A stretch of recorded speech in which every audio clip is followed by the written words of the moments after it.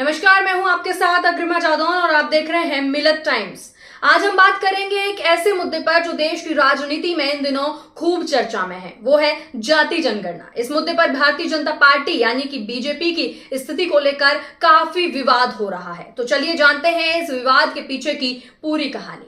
दरअसल जाति जनगणना का मुद्दा अचानक से सुर्खियों में आ गया जब कांग्रेस नेता राहुल गांधी और अन्य विपक्षी दलों ने इसे लेकर बीजेपी पर जोरदार हमला किया। राहुल गांधी का कहना है कि बीजेपी जाति जनगणना का विरोध इसलिए कर रही है क्योंकि उसे पिछड़ी और कमजोर जातियों की असली स्थिति सामने आने का डर है। वहीं राहुल गांधी और विपक्ष का मानना है कि अगर देश में जाति आधारित जनगणना होती है तो इससे हमें ये पता चल सकेगा कि किन जातियों को वास्तव में सरकारी योजनाओं का फायदा मिल रहा है और कौन सी जातियां अब भी पिछड़ी हुई हैं। लेकिन बीजेपी ने इस मांग को खारिज कर दिया है। हाल ही में बिहार में जाति आधारित जनगणना के आंकड़े जो हैं वो भी जारी किए गए, जिससे राजनीतिक हलकों में काफी हलचल मच गई थी। इन आंकड़ों से पता चला है कि बिहार की आबादी में ओबीसी यानी कि अन्य पिछड़ा वर्ग और ईबीसी यानी कि अत्यंत पिछड़ा वर्ग की हिस्सेदारी 63% से अधिक है, जबकि स्वर्ण जातियों की आबादी मात्र 15% है। इस खुलासे के बाद राहुल गांधी ने बीजेपी पर हमला बोलते हुए कहा कि अगर ऐसी ही जनगणना पूरे देश में होती है तो यह साबित हो जाएगा कि पिछड़े और कमजोर वर्गों को सरकारी योजनाओं में कितना कम लाभ मिला है। राहुल गांधी ने कहा कि बीजेपी इस सच्चाई को छुपाने की कोशिश कर रही है ताकि उसकी राजनीति पर असर ना पड़े। इसी बीच 27 अगस्त को केंद्रीय मंत्री अमित शाह ने भी जाति जनगणना पर सवाल उठाते हुए कहा कि यह देश को जाति आधारित राजनीति में उलझाने का एक तरीका है। राहुल गांधी का उनका तर्क है कि जाति जनगणना से जातिगत वैमनस्य बढ़ जाएगा और सामाजिक ताने बाने को नुकसान पहुंच सकता है। हालांकि विपक्षी दलों ने इस बयान को खारिज करते हुए कहा है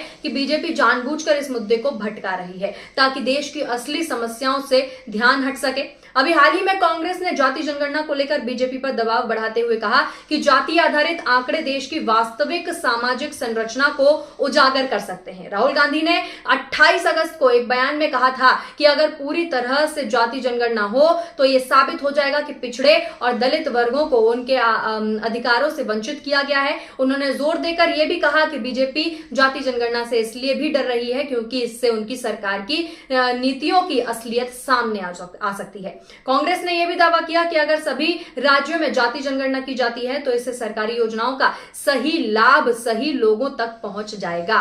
वहीं 29 अगस्त को बीजेपी के राष्ट्रीय अध्यक्ष जेपी नड्डा ने कांग्रेस के इन आरोपों का जवाब देते हुए कहा कि जाति जनगणना को राजनीतिक हथियार के रूप में इस्तेमाल करना गलत है। उन्होंने कांग्रेस पर जातिगत राजनीति करने का भी आरोप लगाते हुए कहा कि बीजेपी हमेशा से सबका साथ सबका विकास के सिद्धांत पर काम करती है। नड्डा ने दावा किया कि बीजेपी की नीतियां सभी वर्गों के लिए समान रूप से लागू की गई हैं और विपक्ष इसे गलत तरीके से जनता के सामने पेश कर रहा है। उन्होंने जनता से अपील की कि वे जाति के नाम पर बांटने वाले राजनीति से बचें और विकास की राजनीति का समर्थन करें। अब सवाल ये उठता है कि बीजेपी इस मुद्दे पर क्यों पीछे हट रही है? क्या बीजेपी को सच में इस बात का डर है कि जाति जनगणना के नतीजे उसकी राजनीति के खिलाफ जा सकते हैं? क्या ये देश की असल समस्याओं को छुपाने की एक और कोशिश है? विपक्ष का यह भी कहना है कि बीजेपी जातियों के बीच दरार डालकर अपनी राजनीति चमकाने की भी कोशिश कर रही है और जाति जनगणना के जरिए यह सच्चाई सामने आ सकती है कि वास्तव में किसे क्या मिला और किसे नहीं।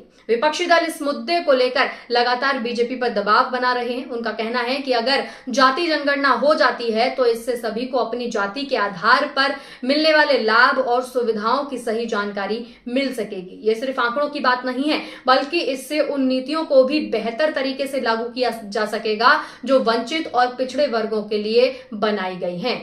तो जाति जनगणना का मुद्दा अब एक बड़ा राजनीतिक मसला बन चुका है। बीजेपी के विरोध के बावजूद यह देखना दिलचस्प होगा कि आने वाले समय में इस मुद्दे पर क्या रुख अपनाया जाता है और क्या इसे लेकर कोई सकारात्मक कदम उठाए जाते हैं। अगर आपको ये वीडियो पसंद आई हो तो इसे लाइक और शेयर करना ना भूलें। साथ ही हमारे चैनल मिलत टाइम्स को सब्सक्राइब जरूर करें। धन्यवाद।